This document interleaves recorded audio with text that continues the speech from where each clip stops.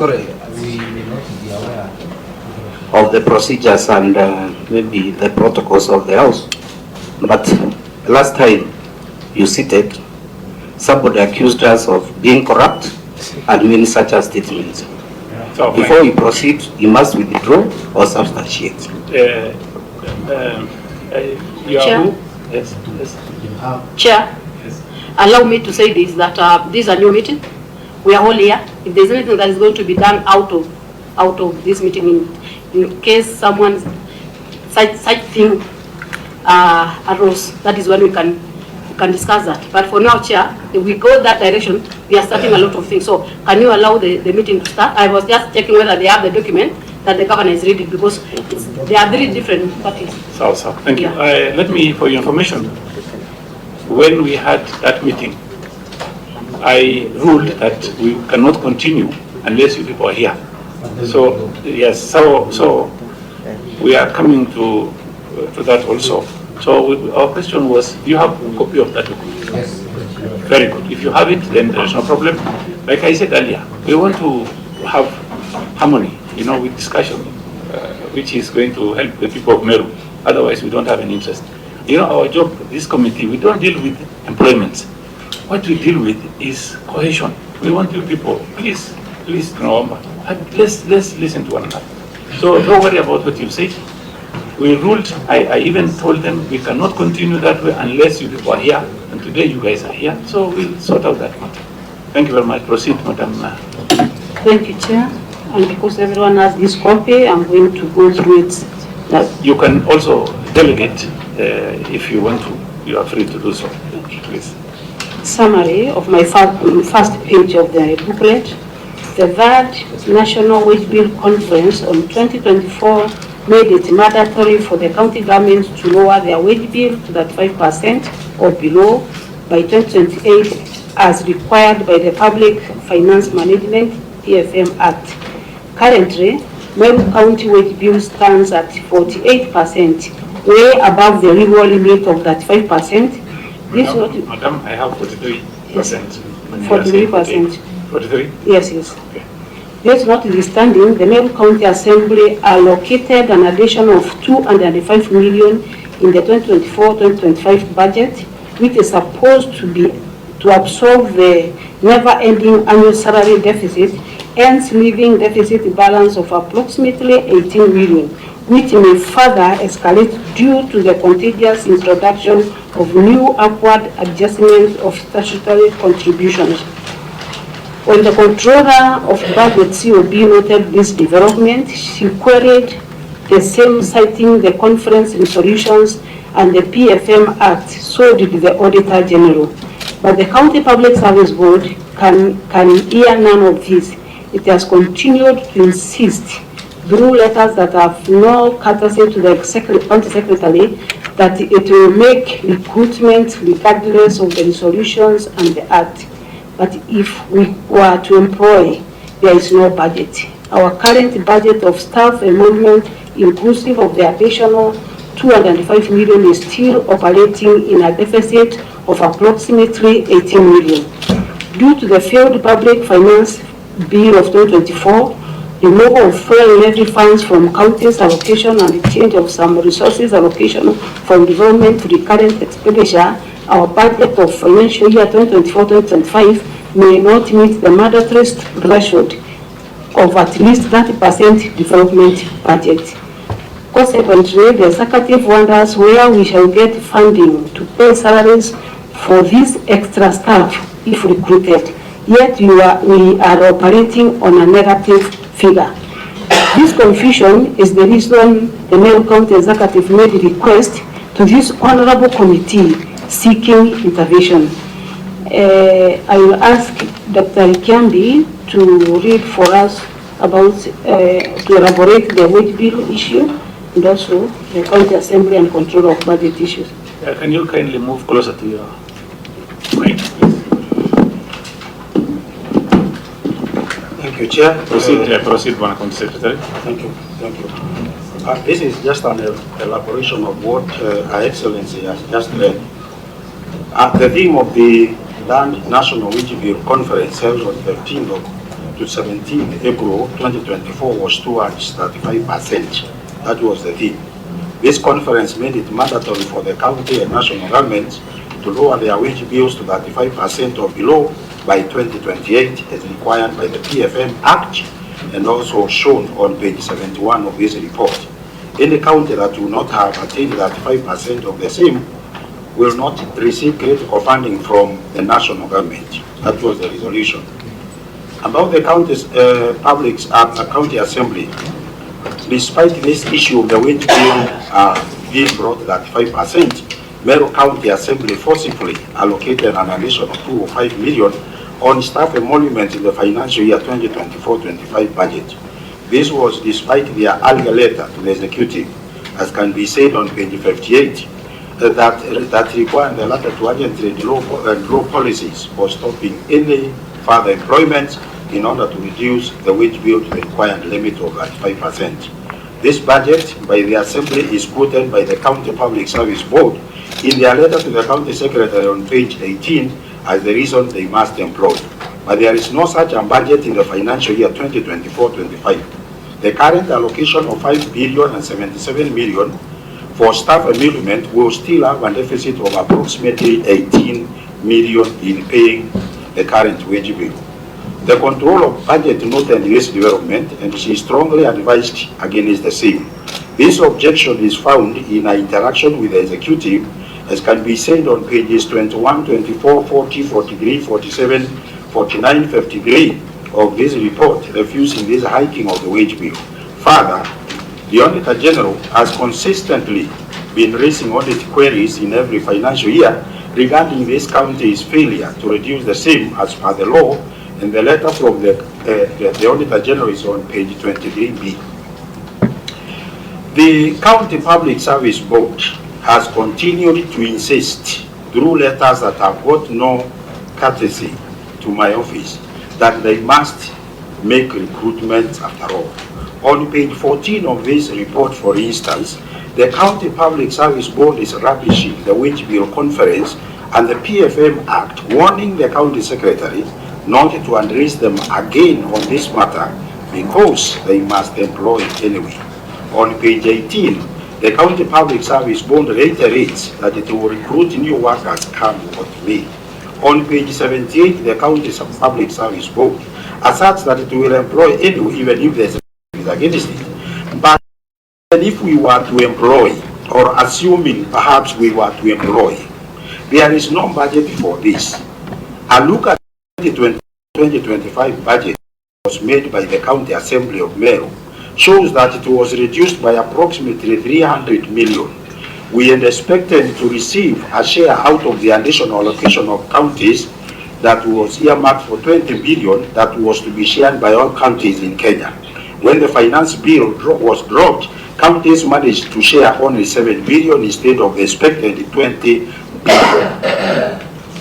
This affected the amount allocated to us, both development and recurrent, including the wage bill.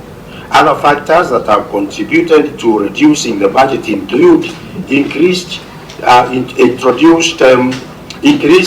newly introduced statutory deductions. These include the levy, the housing levy, the 2023 SRC's 7 to 10% salary increase, and the social health contributions, as it can be seen on page 56. Accordingly, this is why the executive has firmly maintained its ground that there won't be any new employment as of now. Thus, the executive has, through the county secretary, cancelled the County Public Service Board jobs advert for 550 positions on daily nation to avoid haphazard recruitment and future court litigations, as can be said on page. You said 500? 550 positions. Yes. Okay, proceed. The County Secretary has also reminded the County Public Service Board that there is no budget for employing new staff due to the budget cuts at the national level. And this is seen on page 6 and other factors, page 56. The County Secretary has informed the County Public Service Board that as per the gazetted budget, there is no budget for new employment. And the gazetted budget is on page 15. County Secretary has written and attached evidence to the County Public Service Board On the Controller on Budget's refusal to employ new staff on page 19, and that the executive, through the Chief Officer Education, through the County Secretary, wrote a letter advising County Public Service Board to stop any ECD recruitment. This was because of an intervening variable in court about ECD scheme of service that would adversely affect the budget if it was ruled in the petitioner's favor. Further, Ethics and Anti-Corruption Commission, EACC, has warned the County Public Service Board that board members would be liable for any economic loss arising from the intended forceful employment, and the letter from the EACC is on page 3. On the current budget and the staff salaries, we reiterate that the gazetted emoluments budget analysis for 2024-2025, shown on page 7, shows that this county is running at a salary deficit of 18 million after all the staff salaries have been factored. Therefore, an additional 550 employees will raise this deficit again to unmanageable levels, contrary to the conference resolutions that are seen on page 71 and the regulations 25(1)B of PFM County Regulations 2015 that set the ceiling on wages at 35% of the county's total revenue, as seen on page 21A. There is a confusion, as the Excellency said, that the executive wonders where we shall find or get funding to pay these salaries for 550 staff if recruited. Yet we already have a salary deficit with the existing ones. So the executive is pleading for this committee to make an intervention. And it is the hope of Her Excellency the Governor that this committee will help us to continue to manage this rising wage menace. Meanwhile, it's very important to us. The executive has been drawing policies and strategies as advised by the County Assembly in their earlier letter on page 58 to work on any staffing gap. This, the executive does mostly through rational redesignation proposals to the County Public Service Board on our existing 5,603 employees. In addition, it is working on objective redeployments and departmental staff handicaps to weed out perennial absentees and absence and enhance staff economic production to raise our revenues. After the wage bill falls to below 35%, the executive will begin filling essential vacancies through County Public Service Board while maintaining this set ceiling. Thank you very much, County Secretary. Before I give the mic to either the Deputy Speaker or the Chair, County Secretary, when you came before this committee, you made some allegations. The allegations that monies are being paid to employ people in the county government of Meru. And today, you've not mentioned that. Because you've not mentioned that today, can you please kindly withdraw or substantiate the allegation you made the last time? Thank you so much, Chair. I think an allegation is an allegation just the way the term means. I did not say in any way that the County Public Service Board is corrupt. But I said, according to the people in Meru County, there are allegations, and allegations, of course, which have not been substantiated. And therefore, I apologize in case this was misunderstood by my fellow colleagues in the County Public Service Board. Thank you very much. Already accepted. So now we can proceed. Can I ask now the speaker side? You've heard what the governor said. Do you have any comments? Do we have the report? Thank you very much, Honorable Chairperson. Do we have the response?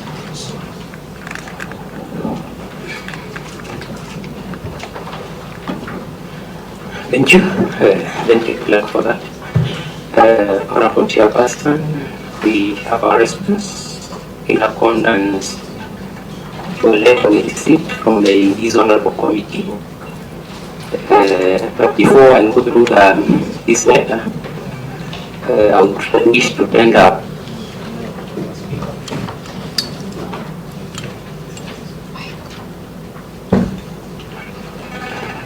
apologies from Honorable Speaker. We couldn't attend this meeting due to unavoidable circumstances, so I am here to represent him. Honorable Chairperson, I think we are here to handle the issue, to mediate between the issues of employment between the executive and the county public service board. I think that is the sole reason as to why we are here. It should be stated clearly. We are not here to deal with politics in Meru, right? Then, Honorable Speaker, I would wish that we be sincere in ourselves as we put fact before you. Honorable Speaker, that being said, I would wish to go through this document. Kindly refer me to us.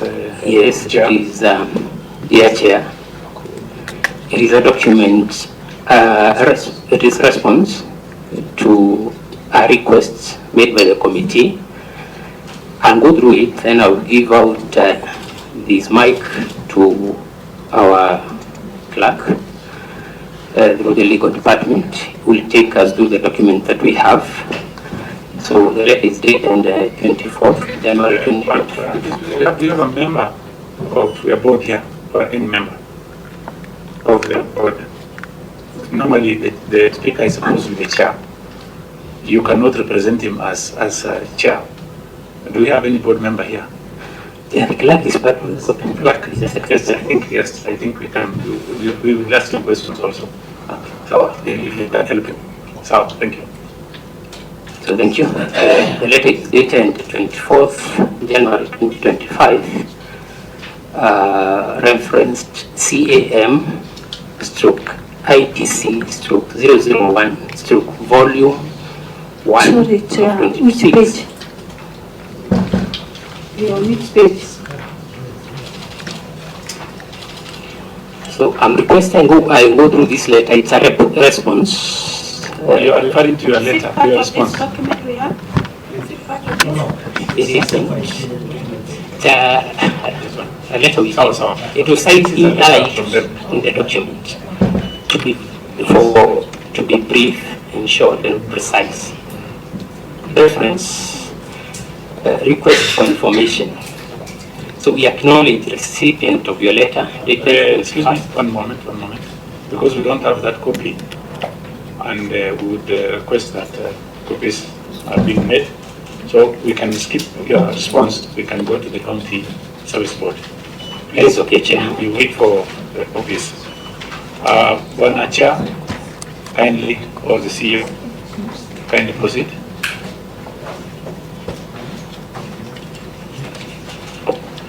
You can share, you can still share that as we vote.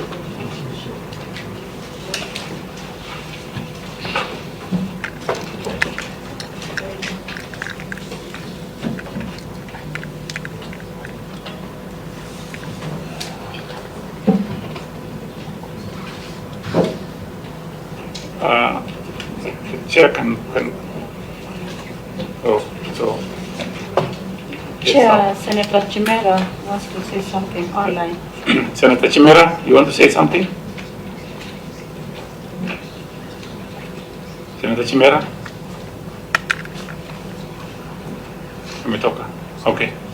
Honorable Deputy Speaker, kindly proceed. Thank you. Please now. Yeah, we have got this. So, reference. Deputy Speaker. Yes, Senator Chimera? Kamau. No, Senator Kamau, Senator Lamu, kindly, can you go on record, please? Thank you very much, Chair. My name is Joseph Kamau, Senator for Lamu County, and a member of that committee. Thank you, Chair. Thank you very much. Okay, let's proceed. Thank you, Honorable Chairperson. So, request for information. So, we acknowledge recipient of your letter dated 21st January 2025 of reference number. Speaker, let me just go to human resource gaps. Go straight there so that we can move it. Okay, thank you. So, human resource gap identified by the County Assembly on its own motion. So the County Assembly of Meru has always received grievances from the public, stakeholders, and even various departments within the executive arm. During the second session of the Land County Assembly, the County Assembly considered various grievances relating to the state of early childhood development and education, ECD, within Meru County. The grievances were channeled through the County Assembly Sectoral Committee on Education, Technology and Vocational Training, and involved the shortage of curriculum materials, low retention levels of learners, low staffing levels of ECD teachers, and discrepancies in personnel enrollment changed out ECD teachers. It is for this reason that the County Assembly, in its morning sitting of Wednesday, 8th March 2023, approved a motion urging the relevant Department of Executive among us to take policy measures of recruiting and training additional ECD teachers. Secondary to that, the legal department will take us through the document, the assembly bundle document. Then I will go direct to personal issues raised by health workers. In giving effect to the object of devolution listed under Article 174 of the Constitution of Kenya, Article 196 of our Constitution obligate the County Assembly and its committees to undertake public participation and involvement in the legislative and other businesses of the County Assembly. It is also an inalienable right under the Article 37 of our Constitution for any person within the Republic of Kenya to send petitions to public authorities. So,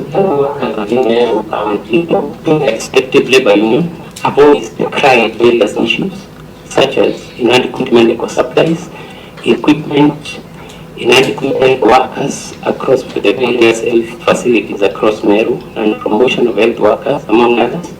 These grievances have, from the financial year 2022-2023 to the present financial year 2024-2025, been presented through various applications or submissions at public participation fora, written complaints, and direct engagement with various committees of the County Assembly of Meru. In reference to the foregoing, the said health workers have, on occasions, pertaining to the consideration and approval of budget planning documents and approval of budget for the county government of Meru, made representations on the highlighted issues by them. So still our legal part will take us through this document. And the last part is personal issues raised by the various departments in the executive arm of the government. So the County Assembly asked about the approval of the budget planning document and the budget and consultations with various departments of the executive arm in line with the relevant provision of law. A recurring feature during the consideration and approval of the physical resource ceilings in the approved Meru County Physical Strategy paper for the financial year 2024-2025 has been request for additional personnel by respective department in charge of agriculture, water, ECD, and health. The departmental submissions received during the consideration and approval of the FSP 2024 will bear witness to the fact that the same department requested for physical resources to cater for the employment of veterinary officers. It is in page of our document 136, vocational training instructors, and ECD teachers. Still in our document, page 137, and various standards of health workers, page 141 of our document. In fact, the Department of Health specifically submitted that accept them. That will be seen in the documents you have provided, the meetings you have had with various departments. Board and chief officer discuss the needs of department and agree. If the number of staff of SST service board shall. Thank you. Yes, basically, there is no one particular function that dictates what the establishment should look like. It should be a harmonized exercise. And that is what has been difficult to do, let me be frank. That we try to harmonize. The issue is, first of all, you have to accept that this is your responsibility. Yes. Then you tell us, yes. I'm accepting. Yes. I'm accepting. We are part of the responsibility to harmonize the establishment so numbers are not rolled around. Who is the custodian of the establishment? Isn't it not you? Yes, we should be once it is approved. Yes. Yes. Very good. That is the once point. it's approved, Okay. we will be the custodian. And any changes will require necessary consultation. Yeah, of course, yes. Thank you very much. Okay. Madam. Yeah, Chair, my next question, riding on what the Vice Chair had asked, is when did you do the last recruitment as a county?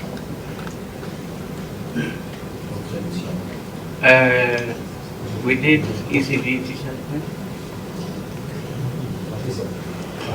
Thank you, honorable member of this committee, of the committee. In 2021, there were recruitments that were done in the Department of 2020 Health, and that was during. Yeah. I've said and I'll say it again. Anything that we are discussing here must be documented. Can we be referred to this, the paper that is giving us the explanation of the question that has been raised by the honorable member? Maybe through the chair, a question was not part of what we were. It's part of the question. Maybe we need to, that is why I was saying here, we need to go through it. We have a series of questions that we still have to raise, so that is part of the questions that were supposed to be answered. That's okay through the chair, but nobody can maybe like tell what will be asked, unless if you are told us prepare this and this and this, we could have prepared early in advance to respond to the same. But when I'm asked a question that I did not expect, Kindly respond to the best of your ability. Yes, we did in 2021 for health. Then when 2022 there was transition of the office of the governor, we did the recruitment for the office of the governor. Unless you want us to listen to this meeting, and we have that document, which is giving us the exact number of employees that was done in that particular area. We don't have any problem, any issue. It's just about factuals. Because we cannot sit here and discuss issues that are not. And let me say this, Madam, cool down. Cool down. But I want to seek guidance from the chair. Yeah, cool down. I'm okay. Okay. I'm just requesting cool for down. guidance. The Public Service Board ask all these questions on their fingertips because they are the ones who are doing it. So cool down, answer slowly. We are not having anything against you people. Please. In fact, we are meeting for the first time. But, okay, through the chair, Yes. in terms of recruitment, what Madam Vice Chair is asking, I think the last presentation when we were here actually had that, so the document is within your. The last presentation when we came, remember I was seated there. It showed recruitment since 2022. So it's within your document, correct? Yeah. Chair, the reason we are seated here is about recruitment. That's why I disagree with Madam CEO saying that she did not expect that question to be asked. So we require documentation to show when Meru County did the last recruitment. And that's why we are here. Fine. Now let me help you here. Yeah. We are going to get the documents. We've asked for the documents. That is not a big issue. But what I will do for you, can you please refer to someone to help you while we are doing other things? Don't give us just numbers for the sake of it. But we have asked for the documents. They are coming. But we can. Let's go to another question while we are waiting for the documents to come. Yes. Chair. Thank you, Chair. I would want to really also ask the governor. I don't know whether I've been asking for that document that is giving us a tabulation in terms of the gender issues in Meru County. There is a number of figures that we have vis-a-vis the males. And the documents are coming. That one we'll wait for the documents to come. I thought that is a document that is supposed to be presented. No, it is coming. We have it already before. I've asked the clerk to what does the county government, the secretary file contain? No, I don't think it's documents, but the documents they brought previously, it is there. We are waiting for it to come. You can proceed. Next, Senator Pitt. Chair, I want to appreciate the chair of the board for the presentation he has done. However, he mentioned that there was no agreement between the board and the executive on recruitment, whether not to do recruitment. So I wanted to seek clarification. Within the law, is there expected to have an agreement between the executive and the board whether to employ or not to employ, and if there is documentation to show that? Okay. Yeah, Chair? Let him answer it. Okay. Can you answer the question, Chair? Yeah, it's simply because from the communication with court, there was a letter saying we have negated the agreement. Yeah, which we don't know. Thank you, Chair. Thank you, Chair, and Chair Public Service Board for the elaboration. I also felt that there was misunderstanding maybe between the Secretary's office, county, the Governor's office, and maybe the Public Service Board, because once the Assembly has approved, nothing prevents the Public Service Board from blending the same, because that is the procedure, basically. So maybe it's the work of the County Secretary to really advise the Governor on what is contained in the budget. Because sometimes us as politicians, sometimes we might overlook issues in terms of what's really contained in the document, in the budget, and maybe most of the documents. So it was maybe the duty of the county secretary to advise the Governor based on what the Assembly has approved, because that is basically what the Public Service Board will use in terms of employment. For that matter, I would want to know whether you agree with the figures that was given by the Public Service Board, that there are